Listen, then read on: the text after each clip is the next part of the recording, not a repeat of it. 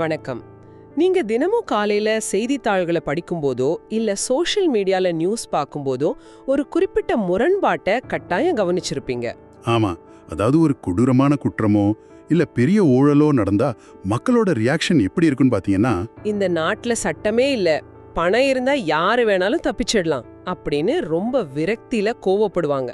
ஆனா அதே நாளிதழோட இன்னொரு பக்கம் பாத்தீங்கன்னா, நம்ம இந்திய அரசியலமைப்பு சட்டம் தான் உலகத்திலே ரொம்ப வலிமையானது, இதை யாராலும் அசைக்க முடியாதுன்னு ஒரு சட்ட வல்லுனர் ரொம்ப பெருமையா பேசிட்டு இருப்பாரு. கரெக்ட். இது ரெண்டும் முற்றிலும் முரண்பாடான குரல்கள். ஒரு சாதாரண மனுஷனோட விரக்திக்கும் ஒரு எக்ஸ்பர்ட்டோட பெருமிதத்துக்கும் நடுவுல உண்மையில என்னதா இருக்கு? இது ரொம்ப சுவாரஸ்யமான கேள்வி. ஏன்னா எந்த ஒரு ஜனநாயக நாட்டுக்கும் இது ஒரு முக்கியமான விவாத புள்ளி. அதனாலதான் இன்னைக்கு இந்த ஆழமான ஆய்வுல உணர்ச்சிகளை கொஞ்சம் தள்ளி வச்சுட்டு நடைமுறை ரீதியா இந்திய சட்டம் உண்மையிலே வலிமையானதா இல்ல வெறும் மெதுவானதா அப்படின்றத அலச போறோம். கண்டிப்பா. மக்கள் எப்போ சட்டம் பலவீனமா இருக்குன்னு நினைக்கிறாங்கன்னா, ஒரு தப்பு நடந்த உடனே அடுத்த நாளே அந்த குற்றவாளிக்கு தண்டனை கிடைக்காத போதுதான். ஆமா, உடனே ஆக்ஷன் எடுக்கணும்னு எல்லாரும் எதிர்பார்ப்பாங்க. ஆனா ஒரு சட்டத்தோட உண்மையான வலிமைங்கிறது வெறும் தண்டனைகளை உடனே கொடுக்கறதுல மட்டும் இல்ல. அப்படி எந்த விசாரணையும் இல்லாம உடனே தண்டனை கொடுக்கறது ஒரு சர்வாதிகார நாட்டோட வழக்கம். ஓ, அப்ப வலிமையான சட்டம்னா அதுக்கு என்னதான் அளவுகோல்? ஒரு 4 முக்கியமான தூண்கள் இருக்கு. முதலாவது, மக்களின் அடிப்படை உரிமைகளை பாதுகாக்கணும். ரெண்டாவது, மிக பெரும் பலத்தோட ஆட்சி செய்யற கவர்மெண்ட் எல்லை மீறாம அவங்கள கட்டுப்படுத்தணும். ரைட். மூணாவதும் நாலாவதும்? மூணாவது, எந்த பாரபட்சமும் இல்லாம நீதியை வழங்கணும். நாலாவது, இந்த சட்டம் தனிப்பட்ட விருப்பு வெறுப்புகளுக்காக தவறா பயன்படுத்தப்படாம தடுக்கப்படணும். ஆக்சுவலா இதை நான் இப்படி புரிஞ்சுக்கிறேன், ஒரு அதிவேக சூப்பர் கார் வாங்குற மாதிரி இருக்கு. எப்படி சொல்றீங்க? அதாவது ஒரு சூப்பர் கார்னா மணிக்கு 300 கிலோமீட்டர் வேகத்துல போறது மட்டும் இல்ல, வேகம்ங்கிறது நீங்க சொன்ன அந்த தண்டனைன்னு வச்சுப்போம். ஆனா அந்த வேகத்துல போகும்போது விபத்து நடக்காம இருக்க ஒரு ரொம்ப சிறப்பான பிரேக் சிஸ்டம் வேணும். கரெக்ட். ஆமா, அந்த பிரேக் தான் அரசாங்கத்தை கட்டுப்படுத்துற தன்மை. அதே போல வண்டி தடம் புரளாம சரியான திசையில போக ஒரு துல்லியமான பவர் ஸ்டியரிங் வேணும். அதுதான் மக்களின் உரிமைகளை பாதுகாப்பது. ரொம்ப அருமையான ஒப்பீடு.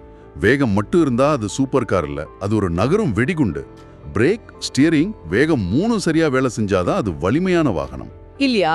அப்போ நம்ம இந்திய அரசியலமைப்பும் இப்படிதான் செயல்படுதா? எக்ஸாக்ட்லி. உலகத்திலேயே மிக நீளமான விரிவாக எழுதப்பட்ட அரசியலமைப்பு நம்மளோடது தான். பல நேரங்கள்ல இவ்ளோ பெரிய புத்தகம் எதற்குன்னு ஒரு விமர்சனம் வர்றது உண்டு. ஆமா, நானும் கேள்விப்பட்டிருக்கேன். ஆனா அதுக்கான காரணம் என்னன்னா, அது அந்த சூப்பர் காருக்கான ஒவ்வொரு சின்ன உதிரி பாகத்தையும் துல்லியமா வரையறுத்திருக்கு. ஒரு குடிமகனோட உரிமைகள் என்ன, அது மீறப்பட்ட என்ன பண்றது, அதாவது மத்திய மாநில அரசுகளுக்கு இடையான அதிகார பகிர்வு என்ன என்பது வரைக்கும் எல்லாமே அதுல இருக்கு. ஆமா, அதனாலதான் பல நெருக்கடியான காலகட்டங்களை தாண்டியும் நம்ம ஜனநாயகம் நிலைத்து நிக்குது. பல நாடுகள் இந்திய அரசியலமைப்பை ஒரு மாடலா படிக்கிறாங்க. சரி, தத்துவார்த்த ரீதியா நம்ம சட்டம் ரொம்ப வலிமையா இருக்குங்கிறது ஓகே. ஆனா நடைமுறையில இது எப்படி சாத்தியம்? என்ன கேக்குறீங்க? எந்த வகையில சொல்றீங்க? அதாவது என்னை விட பல மடங்கு அதிகாரம் கொண்ட காவல்துறையையும் ராணுவத்தையும் தான் கட்டுப்பாட்டுல வச்சிருக்கிற ஒரு அரசாங்கத்தை எந்த பின்புலமும் இல்லாத ஒரு சாதாரண குடிமகன் எப்படி எதிர்க்க முடியும்? அது கண்டிப்பா சாத்தியம். இதுக்கு காரணம் நம்ம அமைப்பில் உள்ள சுதந்திரமான நீதித்துறை தான். எப்படி சொல்றீங்க? கவர்மெண்ட் நினைச்சா நாடாளுமன்றத்துல எந்த சட்டம் வேணாலும் கொண்டு வரலாமே. பெரும்பான்மையோட ஒரு அரசாங்கம் நினைச்ச சட்டத்தை கொண்டு வர முடியும் தான். ஆனா அந்த சட்டம் அரசியலமைப்புக்கு எதிரானதுனாலோ இல்ல உரிமைகளை பறிக்குதுனாலோ நம்ம உச்ச நீதிமன்றம் அதை ரத்து செய்ய முடியுமா? ஆமா, உச்ச நீதிமன்றம் அந்த ஒட்டுமொத்த சட்டத்தையும் செல்லாதுன்னு அறிவிக்க முடியும். தனி உரிமை, தேர்தல் முடிவுகள், ஊடக சுதந்திரம்னு பல விஷயங்கள்ல இதை நாம பார்த்திருக்கோம். ஒரு நிமிஷம், இதுல ஒரு முரண்பாடு இருக்கே. நாடாளுமன்றத்துல இருக்கிறவங்க மக்களால் நேரடியாக தேர்ந்தெடுக்கப்பட்டவங்க. ஆமா.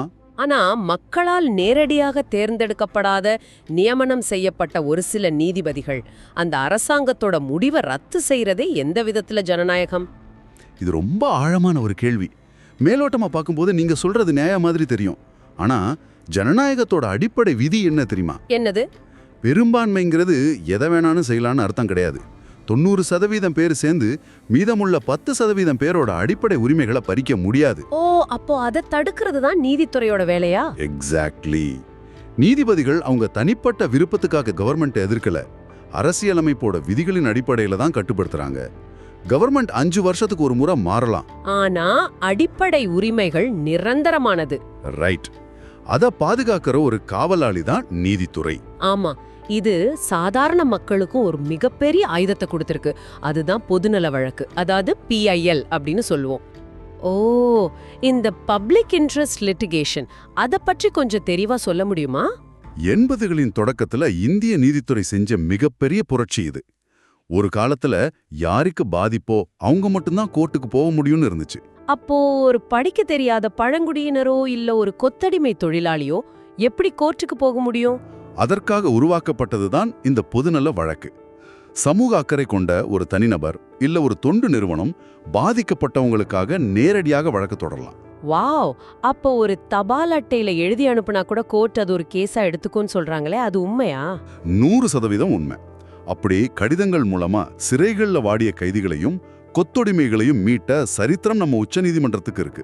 இது உண்மையிலேயே சாமானியர்களுக்கான ஒரு பிரம்மாஸ்திரம் தான். அரசாங்கத்தையே தட்டி கேட்கிற அதிகாரம் இருக்கு.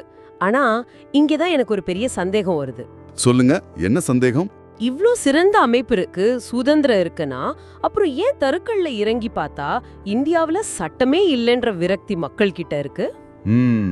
நான் முதல்ல சொன்ன அந்த சூப்பர் கார் நிஜத்துல டிராபிக்ல சிக்கிய ஒரு மாட்டு வண்டி மாதிரி ஊர்ந்துட்டு இருக்கே, எங்க சறுக்குது? அந்த விரக்திக்கு முழுமையான காரணம் நம்ம சட்ட அமைப்போட மிகப்பெரிய பலவீனமான தாமடம் தான். இது ஏதோ சின்ன குறைபாடு கிடையாது. ஆமா, கேஸ் ரொம்ப வருஷம் நடக்கும்னு சொல்றாங்களே. ரொம்ப வருஷம் இல்ல. தரவுகள் எடுத்து பார்த்தா இன்னைக்கு இந்திய நீதிமன்றங்கள்ல தேங்கி கிடக்கிற வழக்குகளின் எண்ணிக்கை சுமார் 4லிருந்து 5 கோடிகளை தாண்டும். 5 கோடியா? My God. ஆமா, ஒரு அதிர்ச்சியான விஷயம் என்னன்னா இன்னிலிருந்து புதுசா எந்த வழக்கும் வரலன்னா கூட இப்ப இருக்கிற வழக்குகளை விசாரிச்சு முடிக்க பல 100 வருஷங்கள் ஆகும்னு ஆய்வுகள் சொல்லுது. பல 100 வருஷங்களா? அப்போ ஒரு சிவில் வழக்கோ இல்ல சொத்து பிரச்சனையோ முடிவுக்கு வர எவ்வளவு நாள் ஆகும்? 20-30 வருஷம் கூட ஆகலாம். ஒரு மனுஷனோட வாழ்நாளே அந்த வழக்குகளுக்காக அழிஞ்சிடுது.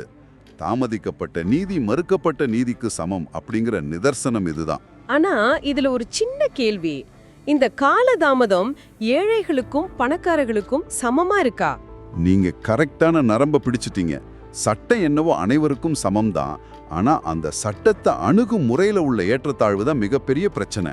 அதாவது பெரிய தொழிலதிபர்கள் அரசியல்வாதிகள் தப்பு பண்ணும்போது மட்டும் அவங்களுக்கு உடனே ஜாமீன் கிடைக்குதே, அது சொல்றீங்களா? ஆமா, ஒரு சாதாரண ஏழை மனுஷனால பல வருஷங்கள் கோர்ட்டுக்கு அலைய முடியாது. ஆனா பணபலம் இருக்கிறவங்க தலை சிறந்த வழக்கறிஞர்களை வச்சு சட்டத்துல இருக்கிற ஓட்டைகளை தங்களுக்கு சாதகமா பயன்படுத்துறாங்க. ஓட்டைகள்னா எப்படி சட்டத்தை வளைக்கிறாங்க? சட்டம் வளைக்கப்படுறதில்ல, நடைமுறை தாமதப்படுத்தப்படுது. உதாரணமா வாய்தா வாங்குறது, ஒவ்வொரு சின்ன உத்தரவுக்கும் மேல்முறையீடு போய் தடையாணை வாங்குறதுன்னு பல உத்திகள் இருக்கு. அப்போ பெரிய நிறுவனங்கள் அவங்களோட பண பலத்தை வச்சு கேஸ பல தசாப்தங்களுக்கு இழுத்தடிக்க முடியும். கண்டிப்பா. கடைசியில அந்த ஏழை மனுஷன் பொருளாதார ரீதியாகவும் மன ரீதியாகவும் சோர்ந்து போய் வழக்க வாபஸ் வாங்குற நிலைக்கு தள்ளப்படுறான். அதாவது கோர்ட் விசாரணைங்கிறதே ஒரு தண்டனையா மாறிடுது. ஆமா, இததான் சட்ட வட்டாரங்கள்ல தி ப்ராசஸ் இஸ் தி பனிஷ்மெண்ட்னு சொல்லுவாங்க. இத வச்சு பாக்கும்போது என் கையில லேட்டஸ்ட் மாடல் 5G போன் இருக்கு. ஆனா எனக்கு கிடைக்கிற நெட்வொர்க் சிக்னல் என்னவோ வெறும் 2G வேகத்துல தான் இருக்கிற மாதிரி தோணுது. ரொம்ப சரியான உதாரணம். டிவைஸ் எவ்வளவு சூப்பரா இருந்தாலும் வேகம் இல்லாத காரணத்தினால எனக்கு அந்த போன் மேலேயே வெறுப்பு வந்துடும். அப்படிதான் நம்ம சட்ட அமைப்பும் இருக்கு இல்லையா? இது ரொம்ப துல்லியமான நிலைமை தான். ஆனா நம்மளோட இந்த 2G நெட்வொர்க்கை மட்டுமே நாம் பார்த்து பழகிட்டோம். மத்த நாடுகளோட நெட்வொர்க் எப்படி இருக்குன்னு பார்க்க வேண்டாமா? கண்டிப்பா வாங்க உலக வரைபடத்தை விரிப்போம். இந்த பிரச்சனைய மத்த நாடுகள் எப்படி எதிர்கொள்றாங்க? எந்த நாடாவது இந்த வேகத்தையும் சுதந்திரத்தையும் ஒன்னா அடைஞ்சிருக்காங்களா? முதல்ல சிங்கப்பூர் எடுத்துப்போம். அங்க சட்ட தாமதம் பத்தி நீங்க பேசவே முடியாது. சட்டங்கள் ரொம்ப கடுமையானவை, தெளிவானவை. ஆமா, அங்க குப்பை போட்டா கூட உடனே ஃபைன் போடுவாங்கன்னு கேள்விப்பட்டிருக்கேன். உண்மைதான். குற்றங்களுக்கு தண்டனை ரொம்ப விரைவாக கிடைக்கும். பெரிய குற்றங்களுக்கு மரண தண்டனை கூட உடனே செயல்படுத்துவாங்க. அதனால மக்கள் பாதுகாப்பா உணர்றாங்க. அப்படியானால் நாம ஏன் சிங்கப்பூர் மாடலை அப்படியே இந்தியாவுல பின்பற்றக்கூடாது? வேகமும் இருக்கு, பாதுகாப்பும் இருக்கே. அதுக்கு காரணம் அந்த வேகத்துக்காக அவங்க கொடுக்கிற விலை. சிங்கப்பூர்ல வேகம் இருக்கு, ஆனா மக்களின் சுதந்திரத்துல கடுமையான கட்டுப்பாடுகள் இருக்கு. ஓ, அரசாங்கத்தை விமர்சிக்க முடியாதா? ரொம்ப கஷ்டம். ஈஸியா போராட்டங்கள் நடத்திட முடியாது. ஊடகங்களுக்கும் அதீத சுதந்திரம் கிடையாது. தனி மனித சுதந்திரத்தை விட சமூக ஒழுங்கிற்கு தான் அங்க அதிக முக்கியத்துவம். ஆஹா, வேகத்துக்காக சுதந்திரத்தை அடகு வைக்கணும். சரி, உலகத்தோட மிகப்பெரிய வல்லரசான அமெரிக்கா எப்படி? அங்க சுதந்திரம் அதிகமாச்சே. அமெரிக்காவோட கட்டமைப்பு ரொம்ப வித்தியாசமானது. அங்க பேச்சு சுதந்திரத்துக்கும் தனிமனித உரிமைகளுக்கும் உச்சக்கட்ட பாதுகாப்பு இருக்கு. ஆனா அங்கேயும் ஒரு பிரச்சனை இருக்குமே. ஆமா, அவங்களோட சட்ட அமைப்பு உலகத்திலே ரொம்ப செலவு பிடிச்ச ஒண்ணு. வழக்கறிஞர்களோட கட்டணம் பல ஆயிரக்கணக்கான டாலர்களை தொடும். அப்போ பணம் இருக்கிறவங்க மட்டும்தான் சிறந்த நீதியை பெற முடியுமா? கிட்டத்தட்ட அப்படிதான். ஒரு சாதாரண மனிதன் பெரிய கார்ப்பரேட் நிறுவனத்துக்கு எதிராக வழக்கு போடுறது அங்க ரொம்ப சவாலான விஷயம். அது மட்டும் இல்லாம அவங்க அரசியலமைப்பு சில இடங்கள்ல ரொம்ப பிடிவாதமா இருக்கும். உதாரணமா துப்பாக்கி கலாச்சாரம் பத்தி சொல்றீங்களா? கரெக்ட். துப்பாக்கி வச்சிருக்கிற உரிமைய அவங்க அரசியலமைப்பு பாதுகாக்குது. இன்னைக்கு அங்க நடக்கிற தொடர் துப்பாக்கிச் சூடுகளை பார்த்து உலகமே அதிர்ச்சியானாலும் அந்த சட்டத்தை எளிதா மாத்த முடியல. வலிமையான சட்டம் கால மாற்றத்துக்கு ஏத்த மாதிரி மாற மறுக்குது. ரைட். சரி, நம்ம பக்கத்து நாடான சீனா எப்படி? அங்க முடிவுகள் ரொம்ப வேகமா எடுக்கப்படுதே. சீனாவுல அரசாங்கத்தோட முடிவுகள் மிக வேகங்கிறதுல எந்த சந்தேகமும் இல்லை. ஒரு சட்டத்தை அமல்படுத்தணும்னா சில நாட்கள்ல செஞ்சு முடிப்பாங்க. வாவ், அது நல்ல விஷயம் தானே. ஆனா அந்த வேகத்துக்கு காரணம் அங்க சுதந்திரமான நீதித்துறைங்கிற ஒன்னே கிடையாது. ஆளும் கட்சியின் அதிகாரம் சட்டத்துக்கும் அப்பாற்பட்டது. அப்போ அரசாங்கத்தோட தப்ப ஒரு குடிமகன் கோர்ட்ல தட்டி கேட்க முடியாதா? கற்பனை கூட பண்ணி பார்க்க முடியாது. அங்க கோர்ட்டுகள் எல்லாமே அரசாங்கத்தோட கொள்கைகளை செயல்படுத்தும் ஒரு கருவி மட்டும்தான். இதெல்லாம் கேட்கும்போது ஒரு பக்கம் ஆச்சரியமாவும் மறுபக்கம் குழப்பமாவும் இருக்கு. சிங்கப்பூர்ல வேகம் இருக்கு, ஆனா சுதந்திரம் இல்ல. ஆமா, அமெரிக்காவுல சுதந்திரம் இருக்கு, ஆனா சாமானியர்களுக்கு அது எட்டாக்கணையா இருக்கு. சீனால வேகம் இருக்கு, ஆனா நீதித்துறையே இல்ல. அப்போ இந்தியாவை நாம எங்க பொருத்துவது?